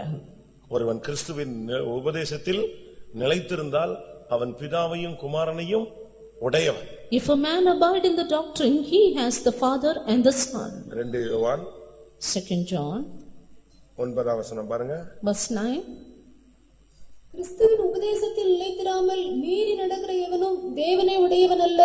கிறிஸ்துவின் உபதேசத்தில் நிலைத்திருக்கிறவனோ பிதாவையும் குமாரனையும் உடையவன். நிலையான ஒரு நிலைத்திருக்கிற தன்மை நமக்கு தேவை. We need to have the habit of abiding. கொடியானது நம்மெல்லாம் யாரு? இயேசு சொல்றார், நான் மெய்யான திராட்சை செடி, நீங்களெல்லாம் கொடிகள். கொடியானது செடியில் நிலைத்திருந்தால் நிலைச்சிருக்கும், கனி கொடுக்கும். Jesus says, I am the true vine, ye are the branches. If the branch abide in the vine, it shall bring forth fruit. அப்படிதான் யோவான் 15ல சொல்லப்பட்டிருக்கிறது. That is how it is said in John the Gospel 15. நம்ம நிலைச்சிருந்தா கனி கொடுப்போம். If we abide, we will bear fruit. 4 யோவான் 15:4 15:4. என்னில் நிலைத்திருங்கள், நானும் உங்களில் நிலைத்திருப்பேன். கொடியானது திராட்சை செடியில் நிலைத்திராவிட்டால் அது தானாய் கனி கொடுக்க மாட்டாதது போல நீங்களும் என்னில் நிலைத்திராவிட்டால் கனி கொடுக்க மாட்டீர்கள். முதலாவது நம்முடைய விசுவாசிகள், நாம் தேவனுடைய பிள்ளைகள்லாம் இந்த உபதேசம் இந்த கிறிஸ்துவின் அன்பு, இந்த சத்தியம், இந்த உபதேசம் இதுல நிலைச்சு நின்னு பழகணும். First of all, we servants of God and believers should habituate in abiding in the love of God, in the truth, in the doctrine and in the things God has given us. நீச்சல்ல பல நீச்சல் இருக்கு. And there is a habit of swimming. பல விதங்கள் நீச்சல் அடிப்பாங்க. There are various kinds of swimming. நிலை நீச்சல்னு ஒன்னு இருக்கு. There is one thing called a swimming by abiding or lasting. அங்கேதான் நிப்பா. You stand there. போட்டு அந்த புது ஆளுங்க அடிக்கிற மாதிரி டமா டமா டமான்னு அடிச்சு தண்ணியை தெரிச்சு தண்ணியை குடிச்சு கத்திக்கிட்டு இருக்கலாம் கிடக்க வேண்டாம். அவன் அங்கேயேதான் நிப்பான். ரொம்பலாம் இருக்காது. ஆள் அதே இடத்துல இணைஞ்சிட்டு இருப்பான். மணிக்கணக்கா நிப்பான். நிலை நீச்சல். They will not swim fast and go here and there, be dragged by water, but they will stand there and swim. நமக்கு அப்படி நிக்க முடியுமா? Will we be able to stand? நிக்கணும். We have to. அதான் தெக்கோவா. That is Tekoa. அடுத்து தெக்கோவானா எக்காளம். Nextly, Tekoa means trumpet. ஒவ்வொரு விசுவாசியும் தேவனுடைய கையில ஒரு எக்காளம். Every believer is a trumpet in the hands of the Lord. ஆண்டவருடைய கையில நீ ஒரு எக்காளமா இருக்கணும். You should be a trumpet in God's hands. ஒவ்வொரு ஊழியக்காரனும் ஆண்டவருடைய எக்காளம். Every servant of God is a trumpet of God's hand. ஆண்டவர் உன்னை வச்சு தான் யூஸ் பண்ணுவார். The Lord will use you. நீங்க பாருங்க, கிதியோன் யுத்தத்துக்கு போகும்போது பட்டயத்தெல்லாம் தூக்கிட்டு போல. எதைத்தான் கொண்டு போனா? ஒரு பானை, ஒரு தீவெட்டி, அதுக்குள்ள எல்லாம் இருந்துச்சு. இப்ப பானையை உடைச்சாச்சு. இப்ப கையில இருக்கிறது ஒரு கையில தீவெட்டி, இன்னொரு கையில என்னது? எக்காளம். எக்காளத்தை வச்சு என்ன சொன்னாங்க? கர்த்தரின் பட்டயம், கிதியோனின் பட்டயம். You see what Gideon took when he went for the battle? He took a trumpet in every man's hand, empty pitchers and lamps within. Finally they broke the pitchers, took the lamps and the trumpets and said, "The sword of the Lord and of Gideon." நீ ஒரு எக்காளம். You are a trumpet. இப்படி ஒரு ரட்சிப்பின் கூட்டம் நடக்குன்னு road ரோடா சொல்லணும். நீ You should say to everyone that the gospel of salvation is preached here. இந்த மெகாபோனுக்கு முன்னால பாத்தீங்கன்னா ஒரு குழாய் வச்சிருப்பாங்க தகரத்துல. பாத்திருக்கீங்களா? மெகாபோன் வச்சு வர்ற காலத்துக்கு முன்னால எல்லா ஃபெய்தம்லயும் எது இருக்கும்? இந்த காஸ்பல் சுவிசேஷம் சொல்ற வயசான ஆளுங்க எல்லாம் அதை வச்சிருப்பாங்க. ரோட்ல இருந்து அதுல இந்த புனலுக்குள்ள இருந்து கத்திட்டு இருப்பாங்க. And even before we had the habit of using the megaphone, there was pipes with metals and they used to with that say the gospel. நீ ஒரு எக்காளம். You are a trumpet. எக்காளம் தேவனுடைய கையில இருந்தா என்ன செய்வார்? அவரு உன்னை வச்சு ஊதுவார். If you the trumpet is in God's hand, God will blow through you. எக்காளம் விளங்காத சத்தமிட்டால் யார் யுத்தத்துக்கு புறப்படுவான்? When the trumpet is not giving a good alarm, who will start for the battle? அப்படினா என்ன அர்த்தம்? What does that நீ mean? சண்டையும் சச்சரவும் கெட்ட வார்த்தையும் விளங்காத சத்தம் போட்டுக்கிட்டு இருந்தா எவன் சபைக்குள்ள வருவான்? If you are giving if you are giving a different sound of quarrel and other things, who will come to the church? அப்படிதானே? சிரிச்சு பரியாசம் பண்ணி விளையாண்டு நீ எக்காலம் வித்தியாசமா சத்தம் கொடுத்துக்கிட்டு இருந்தேன்னா ஒருத்தனும் யுத்தத்துக்கு என்ன செய்ய மாட்டான். வாசிங்க அந்த வசனம். எக்காலம் விளங்காத சத்தம் விட்டால் எவன் யுத்தத்துக்கு புறப்படுவான்? If the trumpet is giving forth an unnecessary sound, who will come for the battle? எக்காலம் ஒழுங்கான சத்தம் கொடுக்கணும். The trumpet should bring forth a good அந்த sound. சத்தத்திலேயே தெரியும் ஜெயிச்சிட்டாங்களா இல்லையா. And with that sound we can know if they have won or not. யுத்தத்துக்கு ஒரு sound இருக்கு. An alarm for the battle. ஜெயிச்சதுக்கு ஒரு சவுண்ட் இருக்கு. A sound, a noise for the victory. ஆராதனைக்கு வரணும்னா ஒரு சவுண்ட் இருக்கு. And even a sound for the congregation. ஒவ்வொன்றுக்கும் ஒரு சவுண்ட் இருக்கு. A sound different for everything. நாம கடைசி கால நேரத்துல இருக்கிறோம். Today we are in the period of last trumpet. கடைசி காலம் துணிக்கும் பொழுது நாம் எல்லாரும் மர்வமாக்கப்படுவோம் சொல்றதுக்கு உன் வாயில எக்காலம் ஆண்டவருடைய கையில நீ ஒரு எக்காலமாக இருக்கிறாயா? When the last trumpet blows, we shall all be transformed. Are we a trumpet in God's hand to pronounce this? உன் மூலமாய் மதுரையிலே கர்த்தர் பேச விரும்புகிறார். Yes, the Lord wants to speak through you in Madurai. ஒரு நாளைக்கு ஒரு ஆளுக்கு காஸ்பல் சொல்லு. And at least to one you should give the gospel. ஒரு நாளைக்கு ஒரு ஆளுக்கு காஸ்பல் சொல்லு. At least to one you should preach the gospel a day. சொல்ல முடியுமா? Will you be able to tell it? நீங்க போய் வானத்தையும் பூமியையும் வில்லா வளைக்கணும்னு சொல்லல நான். The Lord did not say you have to bend down the heaven and earth. நீ போய் ஒரு ஆளுக்கு சொல்லு. But you give the gospel to at least one person. ஒரு ஆள்கிட்ட இயேசுவை பத்தி லைட்டா பேச, அவன் வர்றானா இல்லையா அது வேற விஷயம். At least one person a day, whether he comes or not, it's different. சொல்ல வேண்டியது உன் கடமை, ரட்சிக்க வேண்டியது யாருடைய வேலை? சிலுவையின் இரத்தத்தின் வேலை. To publish it is your matter, but to change them is the matter of the cross. ஆனா அவன் கடைசில அந்த சொல்லலன்னு சொல்லிர கூடாது. And finally they should not say, this man did not say me anything. அதனால உன்னை சபையில ஒரு எக்காலமா கர்த்தர் வச்சிருக்கார். Therefore the Lord has kept you a trumpet in the church. அதை எடுத்து கர்த்தர் உன்னை வச்சு யூஸ் பண்ணனும். The Lord should use you for that. அடுத்ததாக Nextly, இந்த தெக்கோவா ஜனங்கள் புத்தி உள்ளவர்கள். the people of this Tekoa, they were wise. ஆணோ பெண்ணோ, whether male or female. 2 Samuel Second Samuel, 14 அதிகாரம் verse 14, 2 வசனம். verse 2. அவன் தெக்கோவாவில் இருக்கிற புத்தியுள்ள ஒரு ஸ்திரியை அழைத்து, நீ இளவு கொண்டாடுகிறவளைப் போல துக்க வஸ்திரங்களை உடுத்திக் கொண்டு எண்ணெய் பூசிக்கொள்ளாமல் இறந்து போனவனுக்காக நெடுநாள் துக்கிக்கிற ஸ்திரியை போல. தெக்கோவாவில் உள்ள ஒரு புத்தி உள்ள ஸ்திரீ. The wise woman of Tekoa. எப்படி? அவளுடைய ஹாபிட்டே புத்தி உள்ள தன்மை. Her habit or attribute itself was a wisdom. ஒரு புருஷனோ மனைவியோ புத்தி உள்ளவங்களா இருந்தா அந்த குடும்பத்தை கட்டிக்கிட்டே இருக்கலாம். A husband or wife, if they are wise, they can build a family. ஒரு விசுவாசியோ ஊழியக்காரனோ புத்தி உள்ளவனா இருந்தா சபையை கட்டிக்கிட்டே இருக்கலாம். A believer or a servant of God, if they are wise, they can build a church. வாசிங்க, நீதிமொழிகள்ல வாசிங்க. புத்தி உள்ள ஸ்திரீ தன் வீட்டை கட்டுகிறாள், புத்தி இல்லாத ஸ்திரீயோ யார் கையால உடைக்கிறா? பக்கத்து வீட்டுக்காரியா? யாரு? வாசிங்க. 14:1. 14:1. புத்தியுள்ள ஸ்திரீ தன் வீட்டை கட்டுகிறாள், புத்தி இல்லாத ஸ்திரீயோ தன் கைகளினால் அதை இடித்து போடுகிறாள். யாருதான் இடிக்கிறா? யாருதான் இடிக்கிறது? இந்த பிள்ளைங்க எல்லாம் வீடு வெட்டி விளையாடுவாங்க, பாத்திருக்கீங்களா? விளையாண்டுருக்கீங்களா? Some children, they build up houses like for their play. வீட்டுல இருந்து ஆள் கூப்பிடுவாங்க, இருக்கணும்னே வான்னு உடனே என்ன செய்யும்? எல்லாத்தையும் உடைச்சு போட்டு ஓடியே போயிடுவாங்க. And they will call for the people of their house. Finally they will break down everything and run away. நீ ஒரு புத்தி உள்ள ஸ்திரியா இருந்தா எந்த சூழ்நிலையிலும் உன் ஃபேமிலியை கட்டலாம். If you are a wise woman, you can build your family in any situation. ஆனா புத்தி இல்லாம இருந்தீன்னா உன் கையாலே தான் உன் குடும்பம் சீரழியும். But if you are foolish, your family will be destroyed by your hands. அதே மாதிரி ஆண்கள் கூட So is it the gents. புத்தி உள்ளவங்களா இருந்தா தங்க ஃபேமிலியை என்ன விதத்திலையும் கட்டிட்டு போயிடலாம். If the brothers are wise, they can build their family at any cost. புத்தி இல்லன்னா இவன் கைய குடும்பத்தை உடைச்சிருவான். But if they are foolish, they will break it down with their own hands. 1 கொரிந்தியர் 3ல பவுல் பேசும் பொழுது 1 Corinthians chapter 3, when Saint Paul புத்தி says, உள்ள சிற்பாசாரியை போல நான் செயல்பட்டேன் என்று he says, I worked as a wise master builder. 1 கொரிந்தியர் 3:10. 1 Corinthians 3:10. எனக்கு அளிக்கப்பட்ட தேவ கிருபையின்படியே புத்தியுள்ள சிற்பாசாரியை போல அஸ்திபாரம் போட்டேன். பவுல் தனக்கு சொல்றாரு ஒரு புத்தி உள்ள சிற்பாசாரி. He says, as a wise master builder. அதுதான் முக்கியம். That is important. புத்தினா என்ன? What is wisdom? புத்தினா என்ன அர்த்தம்? Wisdom, what is it? பொல்லாப்பை விட்டு விலகுவதே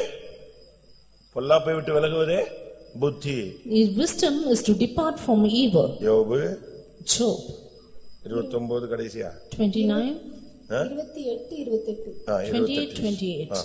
மனுஷனை நோக்கி, இதோ ஆண்டவருக்கு பயப்படுவதே ஞானம், பொல்லாப்பை விட்டு விலகுவதே புத்தி என்றார் என்று புத்தி உள்ள ஸ்திரீனா பொல்லாப்பை விட்டு விலகணும், புத்தி உள்ள புருஷன்னா பொல்லாப்பை விட்டு விலகணும். பொல்லாப்பை மட்டுமல்ல, பொல்லாங்காய் தோன்றுகிறதையும் விட்டு வெளியே வரணும். A wise woman, a wise husband, they should depart from evil, not only from the evil, from the appearance of evil. நான் திரும்பவும் சொல்றேன். I repeat. பொல்லாப்பை விட்டு விலகுவது புத்தி, பொல்லாங்கை விட்டு என்ன செய்யணும்? நீ பொல்லாங்காய் தோன்றுகிறதையும் விட்டு விலகணும். அதுதான் புத்தி உள்ள மகா புத்தி. Departing from evil is understanding, but extremely wise means you have to depart from the appearance of evil. பொல்லாங்கு இல்ல, பொல்லாங்காய் தோன்றுகிறத கூட விட்டுட்டு நீ விலகி போயிடணும். Not only evil, you should depart from the appearance of evil. அடுத்ததாக நெகேமியா 3ஆம் அதிகாரம் 5ஆம் வசனம். Nehemiah chapter 3 and verse 5. நெகேமியா 3:5. 3:5. அவர்கள் அருகே தெக்கோவா ஊரார் பழுது பார்த்து கட்டினார்கள். பாத்தீங்களா? தெக்கோவா ஊராருடைய வேலை என்னன்னா அலங்கத்தை பழுது பார்த்து கட்டுவாங்க. Tekoites, they repaired the building. அது நமக்கு தேவை. We need that habit. இந்த மதிலை இல்லாவிட்டா அலங்கத்தை நாம் எப்பவுமே கரெக்ட் பண்ணிக்கிட்டே இருக்கணும். We should always keep repairing or correcting, rectifying a palace. அப்படின்னா என்ன அர்த்தம்? What does that mean? அதனுடைய சரியான அர்த்தம் என்ன? The right meaning of it. ஏசாயா Isaiah 26:1. chapter 26 and verse 1. அக்காலத்திலே யூதா தேசத்தில் பாடப்படும் பாட்டாவது, பலனான நகரம் நமக்கு உண்டு, இரட்சிப்பையே அதற்கு மதிலும் அரணுமாக ஏற்படுத்துவார். எதுதான் நம்முடைய மதில்? What is a wall? எது மதில், எது அலங்கம்? What is wall and what is bulwarks? சொல்லுங்க. ரட்சிப்பு. Salvation. இந்த ரட்சிப்பு எப்பவுமே கரெக்டா பழுது பார்த்து சரிப்படுத்திக்கிட்டே இருக்கணும் அதனுடைய அர்த்தம். We should always keep rectifying our salvation. உன்னுடைய ரட்சிப்பு சேதப்படுத்த விடக்கூடாது. You should not allow your salvation to be அதுதான் damaged. உன்னுடைய பாதுகாப்பு. That is your protection. நீ ரட்சிக்கப்பட்டவன் என்பதுதான் பிசாசுக்கு நடுங்க வைக்கிற ஒரு சக்தி. It is your salvation which makes the devil அது tremble. கெட்டு போயிடுச்சுன்னா நீ உடனே அதை பழுது பார்த்து ரெடி பண்ணு. If it is in repair, then immediately rectify it. அலங்கத்தை பழுது பார்ப்பது ஒவ்வொரு குடும்பத்தினுடைய வேலை. Rectifying the bulwarks is the work of every family. ஒவ்வொரு குடும்பம் தனித்தனியா அந்த வேலையை செய்யணும். Every family according to their own family should ஒவ்வொரு do it. தேவனுடைய பிள்ளைகளும் இதல கவனமா இருக்கணும். Every individual child of God should be careful. யாரா இருந்தாலும் சரி. Whoever it may be. நீ எந்த தொழில் பண்ணாலும் உன்னுடைய ரட்சிப்பை நீ விட்டுவிடக் கூடாது. Whatever your business may be, don't leave your salvation. எனக்கு கடை இருக்கு அதனால ரட்சிப்பை விட்டுருவியா? Because you say I have a shop, do you want to forsake your salvation? நீ என்ன தொழில் செஞ்சாலும் உன் ரட்சிப்பு ரொம்ப முக்கியம். Whatever your occupation may be, your salvation is important. ஒரு வசனம் சொல்றேன். I want to tell of a verse. நெகேமியா 3:32. Nehemiah 3:32. கோடியின் மேல் வீட்டுக்கும் ஆட்டு வாசலுக்கும் நடுவே இருக்கிறத தட்டாரும் மளிகைக்காரரும் பழுது பார்த்து கட்டினார்கள். எப்படி மளிகைக்காரன் யாரு?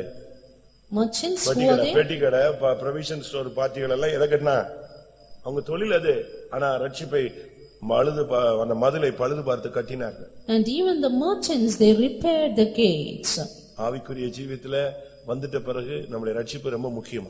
Our salvation is much important in our spiritual life. எத்தனை பகுதி வந்திருக்கு? How many parts now? 7 வந்துட்டா? 7. 8வது. 8th. ஆமோஸ்னா சுமை தாங்குபவன். Amos means burden bearer. பாரம் சுமப்பவன். One who bears the burden. சுமப்பது என்பது தேவனுடைய ஒரு பிரதான ஊழி. Bearing is one of the important ministry of God. நம்ம பாருங்க நம்மளெல்லாம் இப்ப யாரதான் சுமந்து வர்றா? ஒரு தகப்பன் போல நம்ம என்ன செஞ்சிட்டு வராரு? சுமந்துட்டு வராரு. See, our God is bearing us as a father. நாமும் சுமக்கிறவர்களாய் மாறணும். We too should be the ones who bear. நமக்கு பிள்ளைகள் ஒரு பாரமா மாறிடக்கூடாது, மனைவி ஒரு பாரமா மாறிடக்கூடாது, புருஷன் ஒரு பாரமா மாறிடக்கூடாது. For us, our children, our wife, our husband should not become a burden.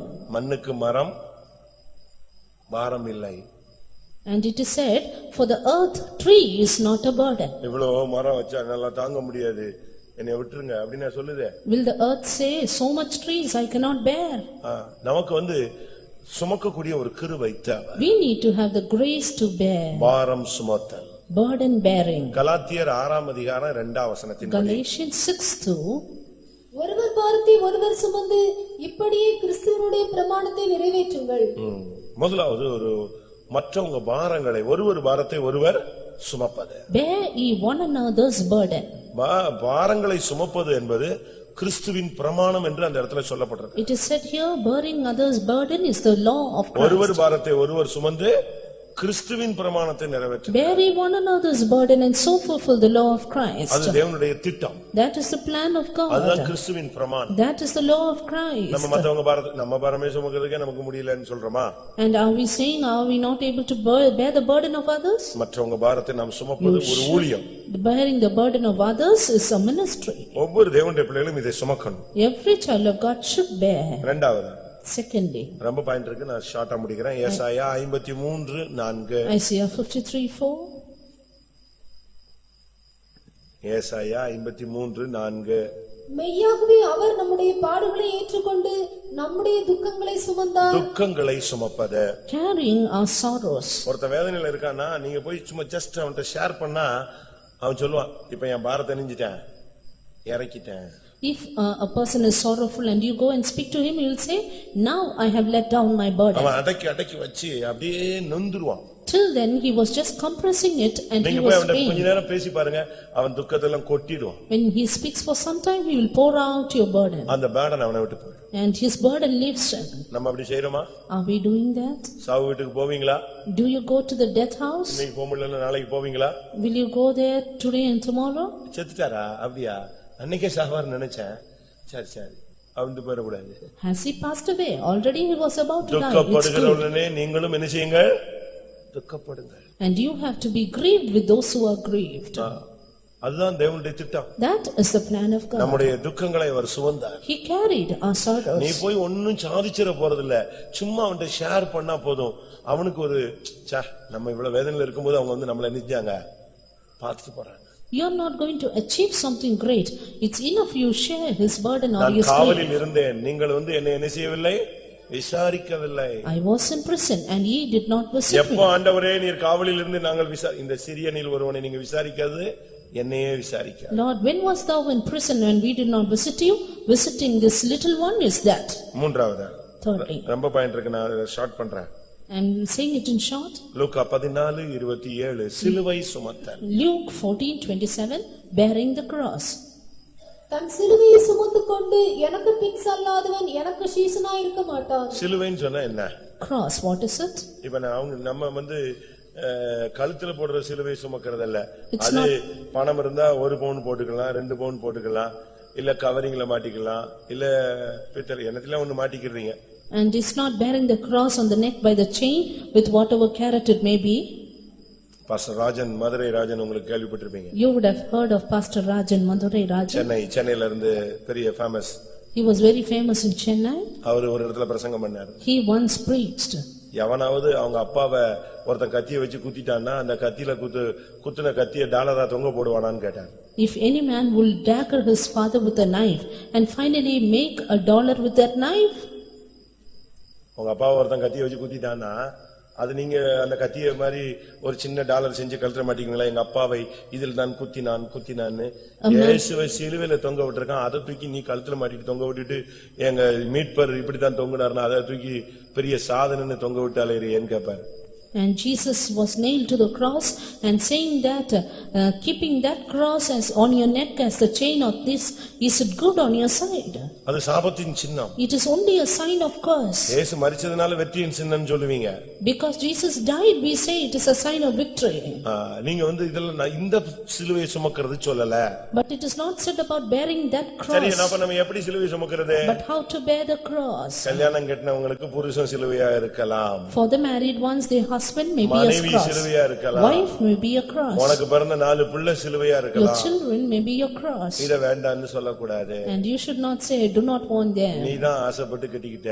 You only loved them and got them. இல்ல உங்க பேரண்ட்ஸ் சொன்னாங்கன்னு கீழ்ப்படிஞ்சு கட்டிக்கிட்ட. And you obeyed your parents and did it. இத சிலுவைன்னு சொல்லி தூக்கி விட்டுற கூடாது. And do not take it away saying it's a இந்த cross. சிலுவையை நீ கடைசி வரைக்கும் நெஞ்சுதாகணும், கோல்கதா வரை சுமங்கே ஆக வேண்டும். You should surely bear this cross until சரி, Golgotha. ஊழியக்காரனுக்கு என்ன சிலுவை? And for the servants of God, what cross?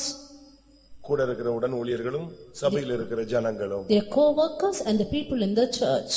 கூட இருக்கிற சிஸ்டர் பயங்கரமான, சரி பித்தளை சிலுவையா இருந்தா தூக்கிடலாம், இரும்பு சிலுவையா இருந்தா எப்படி சுமக்கிறது? Their co-worker sister is an iron cross. If it was brass, it was easier. இயேசு மர சிலுவையே சுமக்க முடியாம 3 தடவை விழுந்தாருன்னு சொல்றோம். Jesus fell down thrice unable to bear the cross of wood. இது பெரிய டன் கணக்குல தூக்கி விட்டா ஒரு ஊழியக்காரன் வந்து மாட்டிக்கிட்டான், நான் என்ன பண்றேன்? But now it is cross with tons of load. How can we bear it? ஆனா பைபிள் சொல்லுது சுமந்தே ஆகணும். But the Bible says you should bear. இத சுமக்க முடியலன்னு மோசே சொன்னபோது அபிஷேகம் போய்விட்டது. When Moses said it is so heavy, his anointing left. நான் இவர்களை பெற்றேனா? Did I beget them? நானா இவங்களுக்கு பால் கொடுத்து வளர்த்தேன்? Did I milk them and bring them up? எல்லாத்தையும் தூக்கி என் தலையில கட்டிட்டீங்க. And why are you putting them on me? அப்படின்னு அவன் கேட்டான். He asked like this. அப்ப ஆண்டவர் சொன்னாரு, நீ இவ்வளவு சலிச்சு போய் பேசிட்ட, சாரி, உன் மேல இருக்கிற அபிஷேகத்தை நான் அணிஞ்சிடுறேன், மத்தவங்க மேல வச்சு விட்டுறேன். Then the Lord said, you are so fed up with my children, so I lay your anointing upon others. அன்னையோட இவன் மேல இருந்த 70 மடங்கு அபிஷேகம் போய் சிம்பிளா மாறிட்டான். From that today, the 70-fold anointing in him was gone. என்னாகமம் 11 Numbers 11 12 13 எல்லாம் இது சொல்லப்பட்டிருக்கிறது. 12-13 it is said. கடைசில சொன்னா, Finally he இது said, எனக்கு மிஞ்சின பாரம். this is a burden too heavy for me. 11ல சொல்றான், என் எல்லாருடைய பாரத்தையும் என் மேல சுமத்தி கடைசில எனக்கு உபத்திரம் வர பண்ணிட்டீங்கன்னு சொன்னான். Verse 11 he says, wherefore hast thou afflicted thy servant? நானா இவங்களுக்கு பால் கொடுத்து வளர்த்தேன், இவனை கொண்டு போய் ஏன் தலையில கட்டிட்டீங்கன்னு சொன்னான். Did I bring these people and carry them, and why did you put 12ஆம் them on வசனத்துல me? இவர்களை பெற்றது நானா? Verse 12, am I a nursing father for them? 14ஆம் வசனத்துல இது மிஞ்சின பாரம். Verse 14, burden too too heavy. 15ஆம் வசனத்துல கடைசில சொல்லிட்டான், என்னைய கொன்றுங்க, நான் சாகிறதுக்கு ரெடியா இருக்கேன், எனக்கு வேண்டவே வேண்டாம். Verse 15, finally he said, kill me, I want to die. அப்பதான் 17ல கர்த்தர் சொல்றாரு, Then வாசிங்க. 17 the Lord said, அப்பொழுது நான் இறங்கி வந்து அங்கே உன்னோடே பேசி, நீ ஒருவன் மாத்திரம் ஜனங்களின் பாரத்தை சுமக்காமல் உன்னோடே கூட அவர்களும் அதை சுமப்பதற்காக உன்மேல் இருக்கிற ஆவியை அவர்கள் மேலும் வைப்பேன். பரலோகத்துல இருந்து ஒரு புது ஆவி வந்து 70 பேர் மேல இறங்கல, எங்க இருந்தா எடுத்துட்டாரு? எத்தனை வருஷம் சுமந்துட்டு தான் வந்தான், இப்பதான் புலம்பிட்டான். a new anointing did not come upon the 70 now, but Moses was bearing till then, now fed up. இப்பதான் அவன் புலம்ப ஆரம்பிச்சிட்டான். Finally he started lamenting. அதனாலதான் கர்த்தர் சொன்னாரு, சரி வேண்டாம், நான் எல்லாரையும் சுமக்க வைக்கிறேன், உன்னிடத்துல இருந்து எடுத்துறேன்ட்டார். Now the அந்த Lord சுமக்கும் அபிஷேகம் போன பிறகுதான் கானான் இல்லாமல் போனது. Now the Lord said, okay, now you need not bear anymore.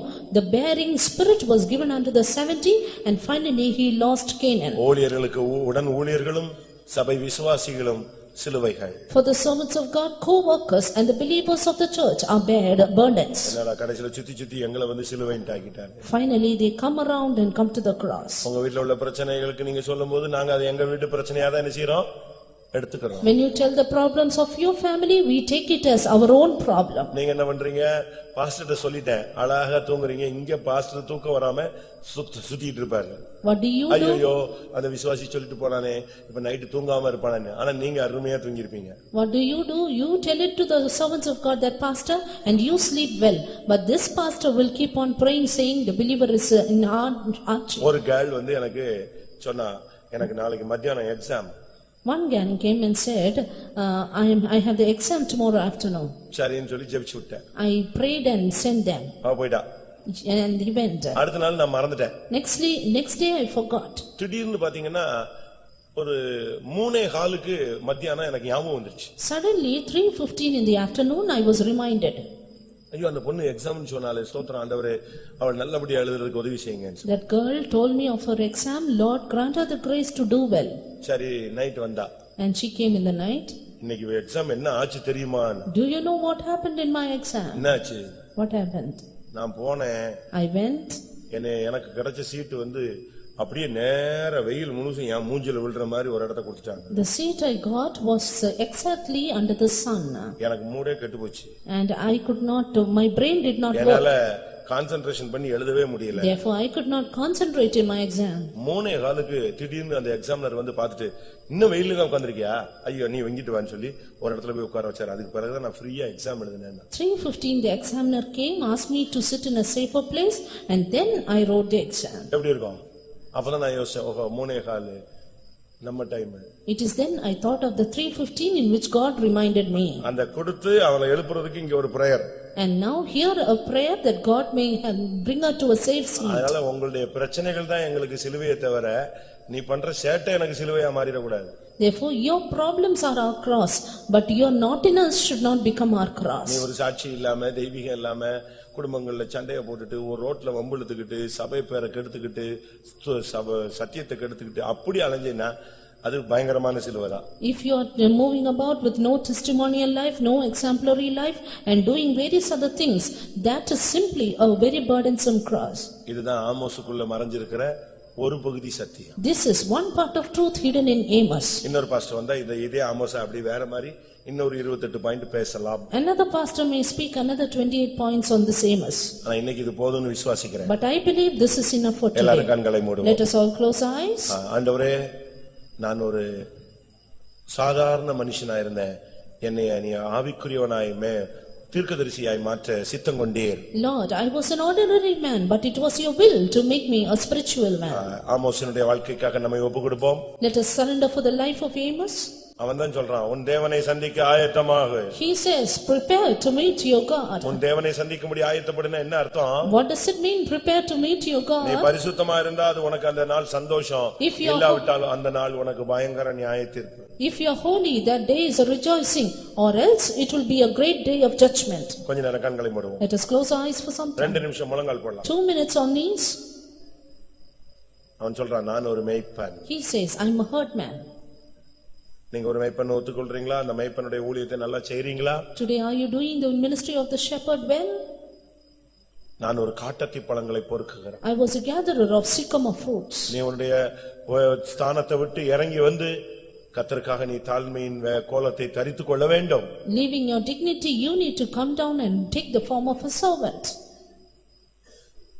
நீ கர்த்தருக்காக சரீரப்பிரகாரமாக என்ன முதலாவது பாடுபட வேண்டும். என்ன பாடுபட்டாலும் தீர்க்கதரிசியாய் ஜெபிக்கிறவனாய் உபவாசிக்கிறவனாய் நீ நிற்க வேண்டும். First of all, you need to suffer in your body for the Lord and then stand as a prophet, as a prayer warrior in the presence of God. அடுத்து நீ ஒரு நிலைத்திருக்கக்கூடியவனாய் மாறு. Nextly, you should be a stable person. சின்ன காத்து சின்ன பிரச்சனைகளை ஓடிடக்கூடாது. நீ ஒரு கொடி கிறிஸ்துவில் நிலைத்திருந்தால் கனி கொடுப்பாய். Don't flee away for little problems, little wind, but you are a branch, abide in the Lord and bear fruits. நீ ஒரு எக்காளம். You are a trumpet. கர்த்தர் உன்னை கொண்டு பேச வேண்டும். The Lord should speak to you. உன்னை கொண்டு சுவிசேஷம் சொல்ல வேண்டும். The Lord should declare the gospel through உன்னை you. கொண்டு ஊழியம் செய்ய வேண்டும். The Lord should do the ministry through உன்னை you. கொண்டு வருகையை அறிவிக்க வேண்டும். The Lord should increase his உன்னை கொண்டு number. சபையை எச்சரிக்க வேண்டும். The Lord should warn the church through you. உன்னை கொண்டு கர்த்தர் ஜனங்களை ஆறுதல் படுத்த The வேண்டும். Lord should comfort the people through நீ you. கர்த்தருடைய கையில ஒரு எக்காளமாய் மாற வேண்டும். You should be a trumpet in the hands of the Lord. நீ ஒரு புத்தியுள்ளவனாய் மாற You வேண்டும். should become a wise person. உன் வாழ்வை கட்டி எழுப்ப வேண்டும். Build up your life. சபையை கட்டி எழுப்ப Build வேண்டும். up the church. உன் ரட்சிப்பை நீ பழுது பார்த்து சரிபடுத்திக் கொள்ள வேண்டும். Repair your salvation and set it right. நீ உன்னை கர்த்தர் சுமப்பவனாய் இந்த சபையில வைத்திருக்கிறார். The Lord has kept you as a burden bearer in the இந்த church. சபைக்காக ஊழியத்துக்காக நீ தோள் கொடுப்பாயா? Will you give your shoulder for the church and the ministry? ஒருவர் பாரத்தை ஒருவர் சுமப்பீர்களா? Will you bear one another's burden? கர்த்தருக்காக சிலுவையை சுமப்பீர்களா? Will you bear the burden for the cross? மற்றவருடைய துக்கங்களை சுமப்பீர்களா? Will you bear the things of the Lord? கர்த்தர் உன்னோடு தான் பேசிக் Then the கொண்டிருக்கிறார். Lord is speaking to you. கர்த்தாவே என்னை பலப்படுத்தும். Lord, strengthen me. ஆமோஸை பலப்படுத்தினவர் என்னை பலப்படுத்தும். God has strengthened him, strengthen me நானும் also. உமக்காக நானும் என் பிள்ளைகளும் உமக்காக நிற்கட்டும். Lord, I and my children should stand for என்னை you. பலப்படுத்தும் என்று கேளுங்க. Strengthen me, O Lord. கர்த்தர் இப்பொழுது The பலப்படுத்தட்டும். Lord will strengthen you now. Amen. Jesus. Praise the Lord, praise the Lord, praise the Lord. எல்லாரும் ஒப்பு கொடுங்க பிரியமானவர்களே. ஆமென். சுமக்கும் அபிஷேகம் இப்பொழுது இறங்கட்டும். சகிக்கும் அபிஷேகம் இறங்கட்டும். ஆமென். ஷபலாக ரிபிக்கரபகத்வரமானியா. ஆமென். உனக்குள்ள இருக்கிற சுமக்கும் அபிஷேகத்தை விட்டு விடாதீங்க. ஹல்லேலூயா. மோசேயை போல விட்டு விடாதீர்கள். ஐலபகரபகத்வரபகத்வரமானியா.